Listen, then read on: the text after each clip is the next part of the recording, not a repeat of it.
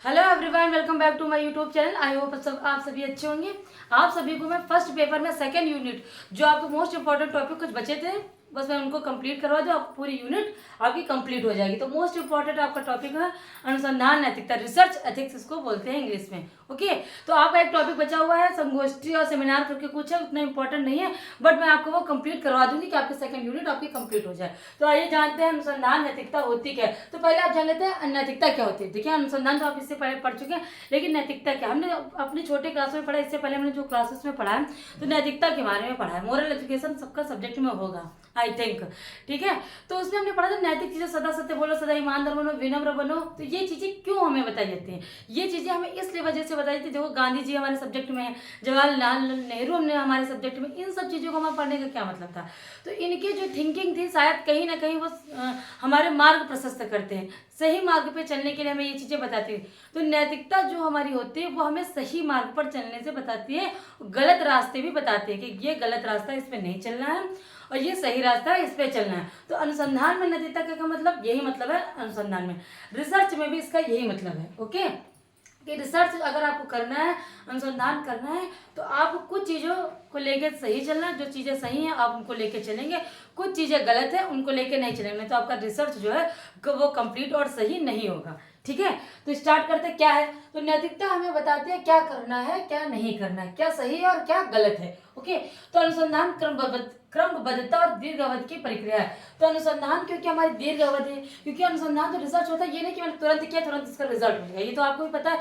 इसमें वैज्ञानिक पद्धति लगती है और कंक्लूजन निकालना होता है। पहले हम समस्या का चयन करते हैं, फिर डाटा एकत्रित करते हैं, उसको देखते हैं, एनालिसिस करते हैं, उसके बाद हम योजना बनाते हैं, उसके बाद परिकल्पना बनाते हैं, उसके बाद कहीं हम एक सिद्धांत और नियम बनाते हैं। ये प्रक्रिया काफी लंबी है। तो क्रमबद्धता का मतलब है सीरियल बाय सीरियल करते हैं। पहले समस्या को हम देखते हैं, सुनते हैं, डाटा एकत्रित करते हैं, तो ये क्रम वाइज हमारा चलता है। ठीक है, ये दीर्घ अवधि है, मैंने बताया इसमें टाइम लगता है।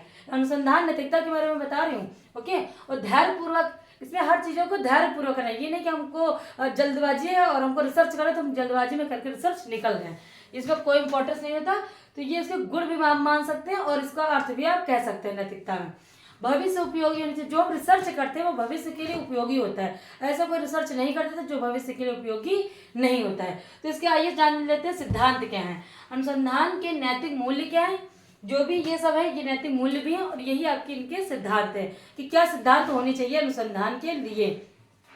तो ईमानदारी पूर्वक आंकड़ों को एकत्रित करना चाहिए। आपको ईमानदारी पूर्वक आंकड़ों को एकत्रित करना, ईमानदारीपन आपका जरूरी है। ठीक है, एक अनुसंधानकर्ता को ईमानदार होना चाहिए।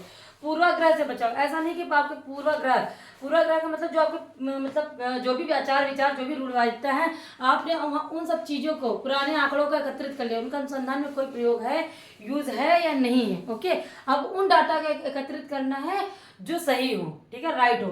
वस्तुनिष्ठता का मतलब एग्जैक्ट, जो आपका अनुसंधान करना, जिस समस्या को आपको सॉल्व करना है उसी पे आपका ध्यान जाए, ना कि अपनी फीलिंग्स, अपनी भावनाओं को उसमें आप ऐड कर दे। ठीक है, व्यक्तिनिष्ठता नहीं, आप एक कंटेंट याद रखिए कि वस्तुनिष्ठता है, व्यक्तिनिष्ठता नहीं है।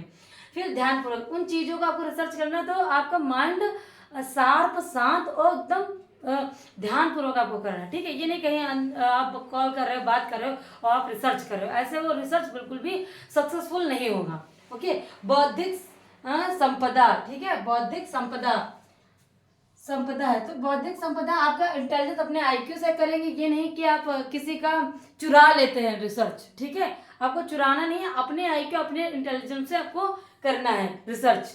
ओके, फिर सार्वजनिक हित, रिसर्च ऐसा होना चाहिए जो सबके हित में हो। ऐसा कोई रिसर्च नहीं बना देंगे, कार्टून बना देंगे, दुनिया में तबाही मचाए, कोई ऐसी चीज नहीं बनाएंगे जिससे आपको नुकसान हो। ठीक है, प्रॉफिट और लॉस तो हर चीज में होता है, ये फोन ही आपका, उसमें प्रॉफिट और लॉस है, लेकिन आप प्रॉफिट को देखते हैं, लॉस को नहीं देखते हैं। तो आप जो भी रिसर्च करते हैं तो सार्वजनिक हिताय होना चाहिए। ओके, फिर आपका स्वतंत्र एवं स्वाभाविक प्रक्रिया, आप किसी को बाध्य नहीं कर सकते हैं कि आपको रिसर्च करना ही करना है। आप किसी से ये नहीं मनवा सकते हैं कि आपको काम करना ही करना है। आप अगर स्वतंत्र है, आप अगर रिसर्च करते हैं, फीलिंग करते हैं, अगर पढ़ते भी हो आप, तो अपने अगर मन से पढ़ते हो वो चीज़ें आपको आसानी से और सही ढंग से समझ में आती हैं। किसी का जबरदस्ती करने पर वो चीज़ें सही से नहीं होती है। ठीक है, फिर विश्वसनीयता, रिसर्चर और जो नैतिकता हमारी बताती है, तो विश्वसनीयता होनी चाहिए। जो रिसर्च हम करते हैं, जो हमको करना है, तो उसमें विश्वसनीय होना चाहिए कि हाँ ये सही होगा। ठीक है, फिर है आपका गोपनीयता। आपने जो चीज़ें बनाई, जो आपने रिसर्च किया है, तो आप उसको अभी तक जब तक उसका नियम और फॉलो नहीं हो तो उसमें गोपनीयता बना के रखनी है, क्योंकि वो डाटा आपका कोई चुरा लेता। आपने देखा होगा कि सारी मेहनत उन्होंने की और फिल्म देखे क्या कहते हैं, स्क्रिप्ट चुरा ली जाती है और होता है ना कॉपीराइट, उसमें क्लेम लिख के आ जाता है। तो आपको वो गोपनीयता भी बना के रखना है। सृजनशील प्रक्रिया है, इसमें देखिए रिसर्च करने से पहले वो माइंड आपका होना चाहिए, रिसर्चर वाला क्या होना चाहिए, आप उसमें सोच सकते हो, चिंताशील होना चाहिए, आईक्यू लेवल आपका अच्छा होना चाहिए। आप कुछ नई चीज कर रहे हैं तो उसको बोलते हैं सृजनशील। तो आपके अंदर सृजनशील प्रक्रिया भी होना चाहिए, प्रोसेस। तो ये हो गया आपके अनुसंधान की नैतिकता। आई थिंक इसमें से जितने भी क्वेश्चंस होंगे उतने इसमें से पुटअप किए जाएंगे। अब आ जाएगा इनमें मतलब इससे हानियां क्या है, मतलब पूर्वाग्रह इससे क्या है, ठीक है। तो मैं आपको इसी में बता दूं कि इसके अनुसंधान में त्रुटियां क्या है। ये त्रुटियां कौन कौन सी हो सकती हैं, तो देखिए पूर्वाग्रह हो सकता है, तो आपको पूर्वाग्रह से बचना है, ठीक है। मैं इसमें बता चुकी हूँ पहले से ही। तो ये त्रुटियां, पूर्वाग्रह से आपको बचना है।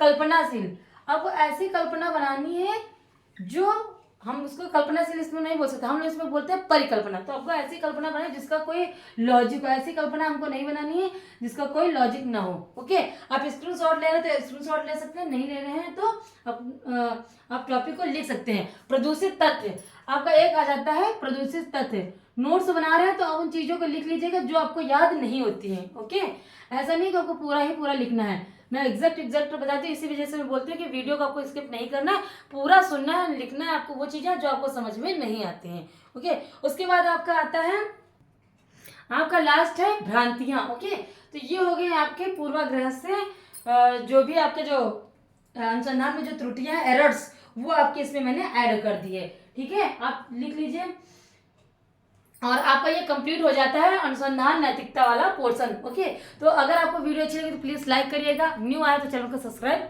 कर लीजिएगा। Thank you for watching my video.